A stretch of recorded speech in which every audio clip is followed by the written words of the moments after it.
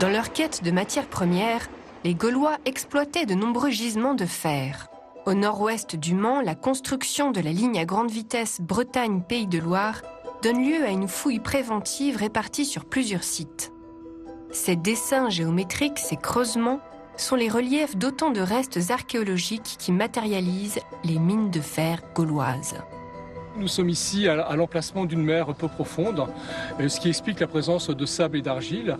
Et au cours de l'évolution géologique, des battements de nappe à l'intérieur de ces sédiments ont permis à du minerai de fer de s'agréger et de former des concrétions plus ou moins grandes.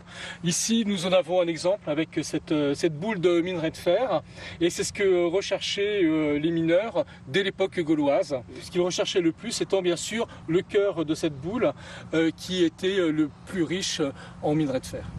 Là, je suis à la base du puits qui, à la fin de l'exploitation, va distribuer sur 1, 2 et 3 galeries.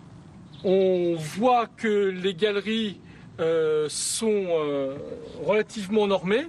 Elles font à peu près 1 mètre de large pour à peine 1 mètre de hauteur. Ce qui signifie que les mineurs ne peuvent progresser qu'en étant non pas accroupis, mais plus vraisemblablement à plat ventre. Tous ces gisements de fer et la multiplication des mines gauloises constituent un ensemble dont l'échelle s'apparente à une proto-industrie.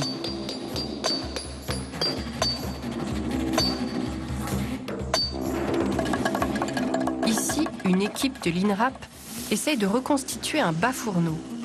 Ce four à combustion qui sert, dès le début de l'âge du fer, à transformer le minerai de fer en fer métallique.